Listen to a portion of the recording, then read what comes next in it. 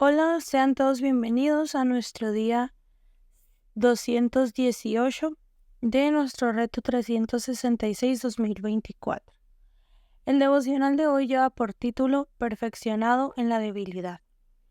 No paraba de recibir aquellas llamadas telefónicas provenientes de líderes de la iglesia. Venían de muy diferentes partes de la iglesia y eran siempre prolongadas y todos querían saber esto. ¿Cómo es que tanta gente de fuera de la iglesia acude al curso? Exactamente. ¿Qué es alfa? ¿Cómo se hace alfa? Pensé que quizá la mejor solución era reunirlos en un salón y contárselo a todos a la vez. Como resultado, organizamos nuestra primera conferencia alfa en mayo de 1993. Para nuestra sorpresa, asistieron 1000 líderes de iglesia. Yo era relativamente nuevo en el ministerio cristiano y me sentí extremadamente intimidado ante aquel millar de líderes, entre quienes había un gran número con mucha más experiencia en el ministerio que yo. Las palabras del apóstol Pablo parecían resumir exactamente cómo me sentía. Se las leí a los asistentes al inicio de la conferencia. Así que, hermanos, cuando yo fui a ustedes para anunciarles el misterio de Dios, no fui con excelencia de palabras o de sabiduría, porque me propuse no saber nada entre ustedes, sino a Jesucristo, y a Él crucificado. Y estuve entre ustedes con debilidad, con temor y con mucho temblor. Ni mi mensaje ni mi predicación fueron con palabras persuasivas de sabiduría, sino con demostración del Espíritu y de poder, para que su fe no esté fundada en la sabiduría de los hombres, sino en el poder de Dios. Dice 1 Corintios 2 del verso 1 al 5. Pensé que una vez que hubiera explicado alfa a aquel grupo de líderes de la iglesia, ya no tendría que hacerlo nunca más. Pero de hecho, para cuando terminó la conferencia ya habíamos recibido varias invitaciones para hacer más conferencias. A lo largo de los años hemos hecho cientos de conferencias. En cada una de ellas empiezo leyendo 1 Corintios 2 del verso 1 al 5. Siempre refleja lo que siento, siempre me siento nervioso. Siempre hay un elemento de debilidad y temor y mucho temblor. Pero doy gracias a Dios porque no depende de palabras sabias ni persuasivas, sino de la demostración del poder del Espíritu Santo y el poder de Dios. Se perfecciona en la debilidad, como nos dice 2 Corintios 12:9.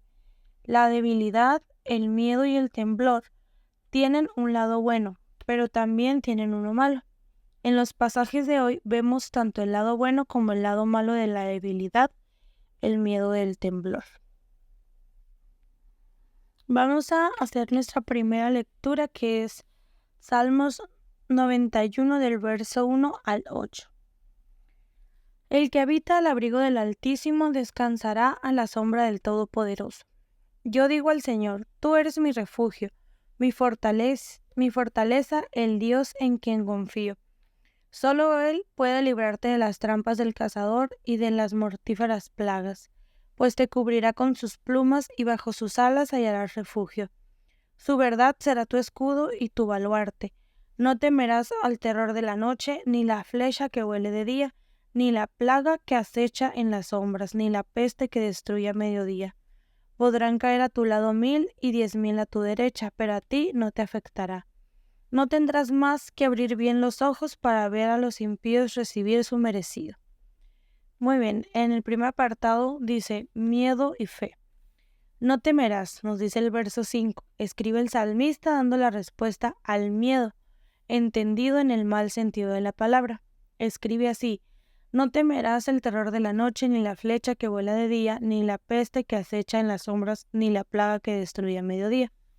La respuesta al miedo es una relación estrecha con el Señor, la de quien permanece al abrigo del Altísimo y se acoge a la sombra del Todopoderoso. La confianza en Dios es lo opuesto al miedo. Hay una fuerte conexión entre lo que piensas y lo que dices. Lo que piensas brota en forma de tus palabras, pero también tus palabras pueden afectar a tus pensamientos. Lo que dices a Dios puede cambiar tu manera de pensar. El salmista nos dice que proclamemos en alto la bondad del Señor. Yo le digo al Señor, tú eres mi refugio, mi fortaleza, el Dios en quien confío.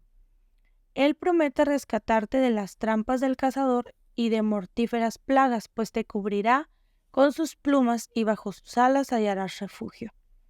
El miedo puede destruir tu capacidad de disfrutar el presente. Dios resucitó a Jesús de entre los muertos y al hacerlo te libró del miedo de la muerte y los miedos asociados a la misma. Bajo sus alas hallarás refugio, dice el verso 4. No tienes que temer acerca del futuro y puedes disfrutar el presente sin miedo. La oración para esta primera parte dice: Señor, gracias porque puedo morar en tu refugio y descansar bajo tu sombra. Hoy te digo, eres mi refugio y mi fortaleza. En ti confiaré. Vamos a hacer nuestra segunda lectura, que está en Primera de Corintios, en el capítulo 1, versículo 18, hasta el capítulo 2, versículo 5. Me explicó, el mensaje de la cruz es una locura para los que se pierden, en cambio, para los que se salvan, es decir, para nosotros, este mensaje es el poder de Dios, pues está escrito: destruiré la sabiduría de los sabios, frustraré la inteligencia de los inteligentes. ¿Dónde está el sabio? ¿Dónde está el erudito? ¿Dónde el filósofo de esta época? ¿No ha convertido Dios en locura la sabiduría de este mundo? Ya que Dios en su sabio designio dispuso que el mundo no lo conociera mediante la sabiduría humana, tuvo a bien salvar mediante la locura de la predicación a los que creen. Los judíos piden señales y los que no son judíos buscan sabiduría, mientras que nosotros predicamos a Cristo crucificado. Este mensaje es motivo de tropiezo para los judíos y es locura para los no judíos, pero para los que Dios ha llamado, sean judíos o no sean, Cristo es el poder de Dios y la sabiduría de Dios. Pues la locura de Dios es más sabia que la sabiduría humana y la debilidad de Dios es más fuerte que la fuerza humana. Hermanos, consideren su propio llamamiento. No muchos de ustedes son sabios según criterios meramente humanos, tampoco son muchos los poderosos, ni muchos los de noble cuna. Pero Dios escogió lo tonto del mundo para avergonzar a los sabios, y escogió lo débil del mundo para avergonzar a los poderosos. También escogió Dios lo más bajo y despreciado, y lo que no es nada, para anular lo que es, a fin de que en su presencia nadie pueda jactarse, pero gracias a Él ustedes están unidos en Cristo, a quien Dios ha hecho nuestra sabiduría, justificación, santificación y redención, para que, como está escrito, si alguien ha de gloriarse, que se gloríe en el Señor. Yo mismo, hermanos, cuando fui a anunciarles el misterio de Dios, no lo hice con gran elocuencia y sabiduría. Me decidí más bien, estando entre ustedes, a no saber de cosa alguna, excepto de Jesucristo y de este crucificado. Es más, me presenté ante ustedes con tanta debilidad que temblaba de miedo. No les hablé ni les prediqué con palabras sabias y elocuentes, sino con demostración del poder del Espíritu, para que la fe de ustedes no dependiera de la sabiduría humana, sino del poder de Dios. La reflexión en este apartado dice: número 2, poder en la debilidad. El apóstol Pablo escribe que temblaba de miedo. Se sentía totalmente inadecuado para la tarea a la que Dios le había llamado, pero en palabras de The Message, el mensaje salió de mí de todas maneras, el Espíritu y el poder de Dios lo hicieron. La debilidad moral y la cobardía no son virtudes, pero como vemos en este pasaje, hay un lado bueno de la debilidad, el miedo y el temblor. Dios pone las cosas al revés, la cruz puso las cosas al revés. El mensaje de la cruz es una locura para los que se pierden, en cambio, para los que se salvan, es decir, para nosotros, este mensaje es el poder de Dios, nos dice el capítulo 1, verso 18. Jesús murió como un criminal del Estado, en un instrumento de tortura romano, sufriendo una muerte reservada a los más desagradados y los más despreciados de la sociedad romana. Durante los primeros 100 años, la cruz no fue el símbolo del cristianismo porque significaba debilidad, humillación y derrota. En aquel tiempo, Corinto era el centro intelectual del mundo, era un lugar de gente que debatía profesores itinerantes, docentes y filósofos, donde la mente y el intelecto eran muy estimados.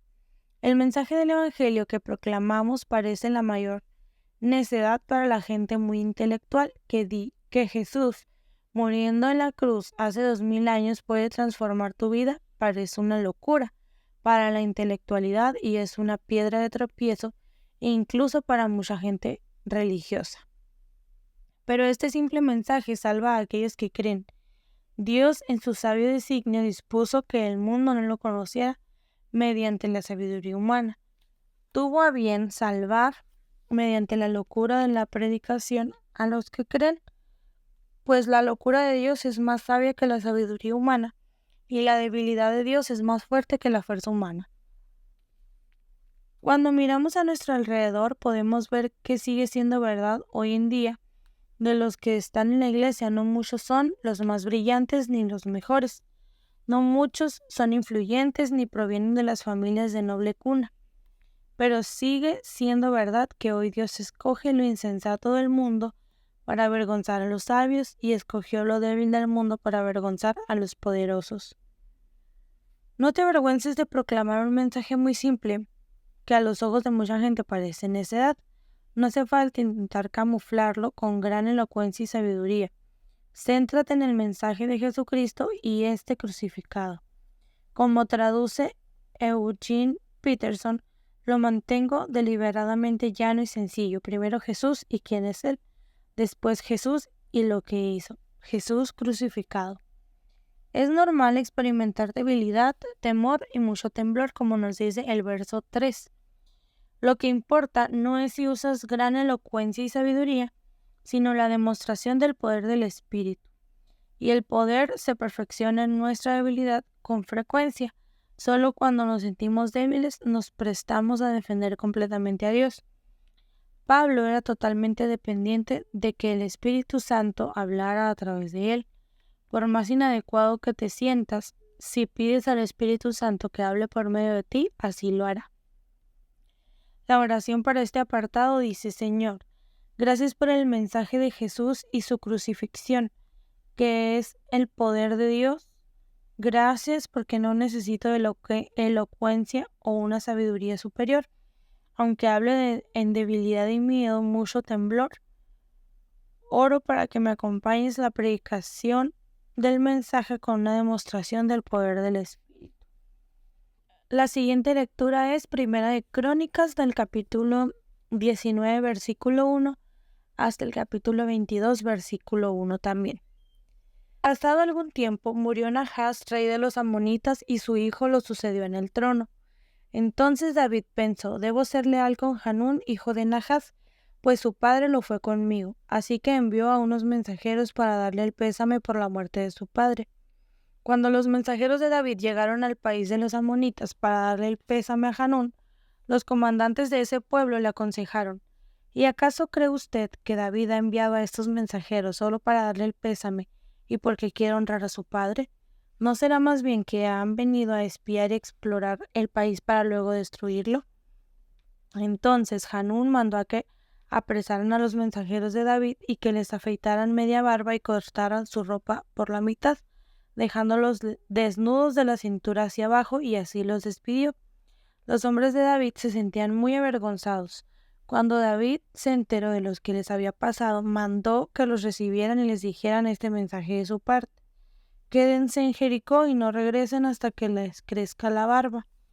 Al darse cuenta Hanún y los amonitas de que habían ofendido a David, enviaron 1000 talentos de plata para contratar carros y jinetes en Aram Naharayim, en Aram de Macá y en Sobá.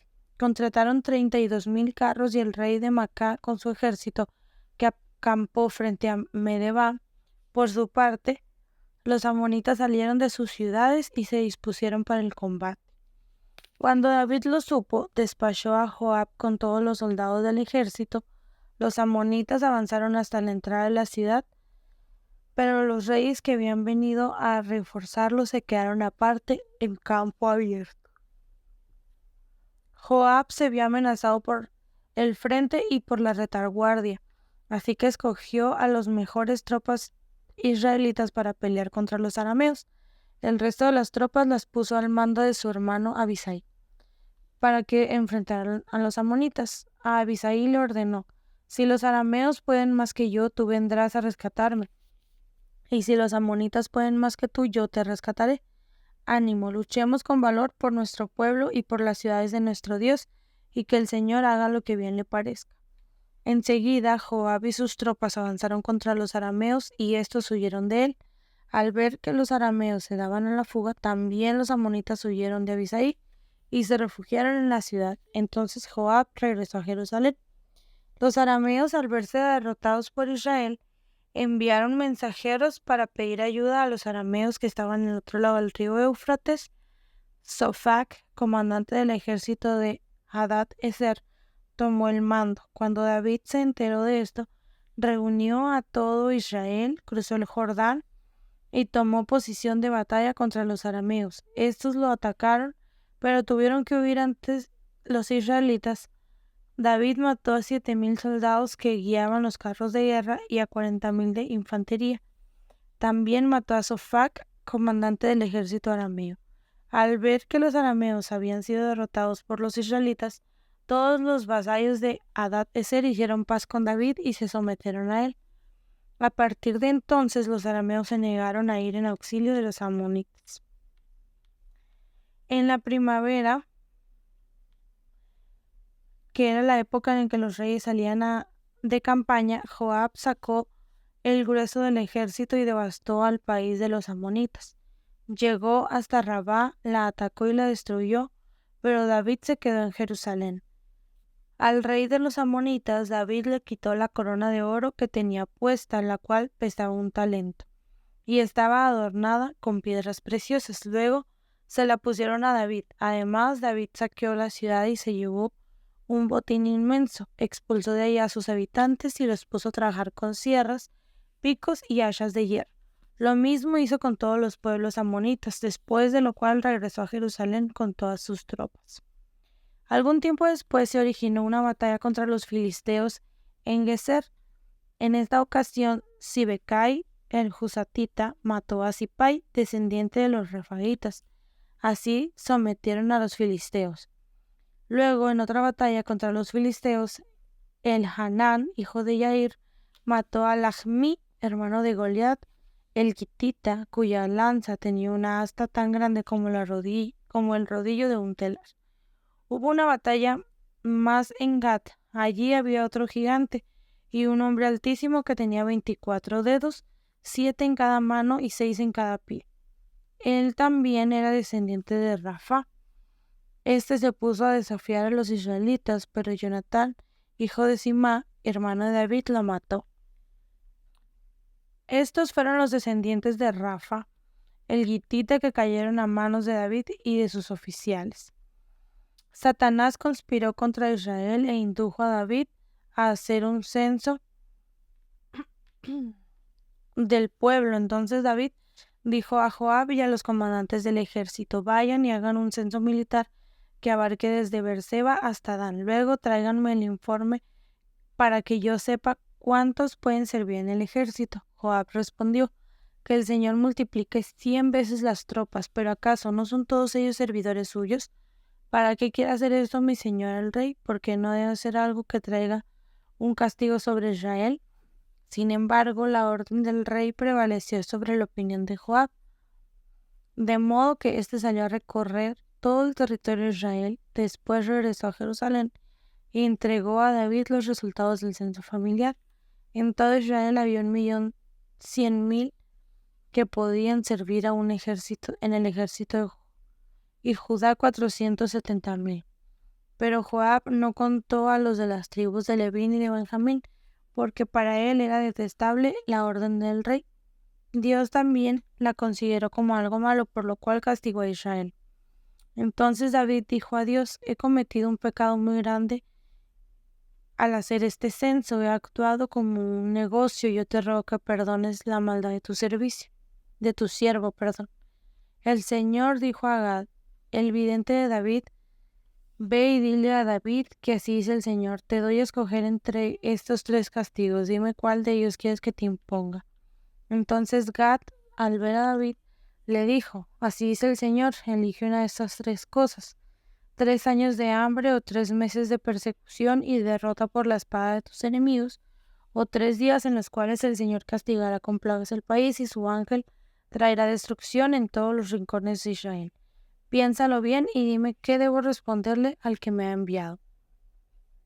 Estoy entre la espada y la pared, respondió David, pero es mejor que yo caiga en las manos del Señor, porque su compasión es muy grande, y no que caiga en las manos de los hombres.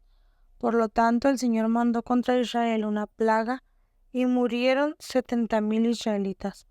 Entonces Dios envió un ángel a Jerusalén para destruirla, y al ver el Señor que un ángel la destruía, se lamentó y dijo al ángel destructor: Basta, detén tu mano. En ese momento el ángel del Señor se hallaba en el lugar donde Arauna el Jebuseo limpiaba el trigo. David alzó la vista y vio que el ángel del Señor estaba entre la tierra y el cielo, con una espada desenvainada en la mano que apuntaba hacia Jerusalén. Entonces David y los jefes, vestidos de luto, se postraron sobre su rostro. Y David dijo a Dios: Señor y Dios mío, ¿acaso no fui yo el que dio la orden de censar el pueblo? ¿Qué culpa tienen estas ovejas? Soy yo el que ha pecado. He actuado muy mal. Descarga tu mano sobre mí y sobre mi familia, pero no sigas hiriendo a tu pueblo. Entonces el ángel del Señor dijo a Gad: Dile a David que suba y construya un altar para el Señor en el lugar donde Arauna el Jebuseo limpia trigo. David se puso en el camino y conforme a la palabra que Gad le dio en el nombre del Señor. Arauna se encontraba trillando y al mirar hacia atrás vio al ángel. Los 4 hijos que estaban con él se escondieron. Al ver a Arauna que David se acercaba al lugar donde limpiaba trigo, salió a recibirlo y rostro en tierra se postró delante de él. David le dijo: Véndeme una parte de este lugar para construirle un altar al Señor, a fin de que se detenga la plaga que está afligiendo al pueblo. Véndemela por su verdadero precio. Arauna contestó a David: Mi señor y rey, yo se lo regalo para que haga usted con ella lo que mejor le parezca. Yo mismo le daré los bueyes para los holocaustos, los trillos para la leña y el trigo para la ofrenda de cereal. Todo se lo regalo. Pero el rey David respondió a Arauna: Esto no puede ser. No tomaré lo que es tuyo para dárselo al Señor, ni ofreceré un holocausto que nada me cueste. Te lo compraré por todo el verdadero precio. Fue así como David dio a Arauna 600 siclos de oro por aquel lugar. Allí construyó un altar al Señor y ofreció holocaustos y sacrificios de comunión. Luego oró al Señor y en respuesta Dios envió fuego del cielo sobre el altar del holocausto. Entonces el Señor ordenó al ángel que envainara su espada. Al ver que David el Señor había respondido, le ofreció sacrificios. En aquel tiempo, tanto el santuario del Señor que Moisés hizo en el desierto, como el altar del holocausto se encontraron en el santuario de Gabaón. Pero David no fue allá a consultar a Dios ante su presencia, porque estaba aterrorizado por la espada del ángel del Señor. Entonces dijo David: Aquí se levantará el templo de Dios el Señor y el altar donde Israel ofrecerá el holocausto. Muy bien, vamos a leer la reflexión que dice número 3. Temor y temblor. El temor y temblor ante Dios no siempre es algo malo, de hecho en ocasiones es lo adecuado. El cronista lo deja claro de una manera en la que la narración más temprano no lo hizo. Fue Satanás quien indujo a David a hacer un censo. Joab trató de persuadir a David para que no lo hiciera, pero David dio orden de hacerlo, y Dios también la consideró la orden como algo malo. No está muy claro por qué aquel fue un pecado tan importante, pero obviamente lo fue porque David le dijo a Dios: He cometido un pecado muy grande al hacer este censo. He actuado como un necio y yo te ruego que me perdones la maldad de tu siervo. Con lo que parece ser temor y temblor, Le dice, estoy en un grave aprieto. Ahora bien, es preferible que caiga yo en manos del Señor, pues su bondad es muy grande. Cuando acuden a ofrecer un sacrificio a Dios, dice, esto no puede ser. No tomaré lo que es tuyo para dárselo al Señor, ni le ofreceré un holocausto que nada me cueste. Te lo compraré todo por su verdadero precio. Clamó al Señor y éste respondió con fuego del cielo. La oración de este apartado dice, Señor, me presento a ti hoy en mi debilidad y con mucho temblor y te pido que tu poder sea perfeccionado en mi debilidad. Dice 2 Corintios 12:9. Y Pipa añade, respecto a 1 Corintios capítulo 1 versículo 27. Más bien Dios ha elegido lo necio del mundo para avergonzar a los sabios, y lo débil del mundo Dios ha elegido para avergonzar a lo fuerte. Definitivamente yo encajo en la categoría de los débiles y los necios. Gracias, Señor, por haberme escogido. Muy bien, aquí termina nuestro devocional del día de hoy. Te invito a que sigas reflexionando, que tomes un tiempo de oración y que tomes un tiempo también para que compartas este devocional con quien crees que pueda necesitarlo.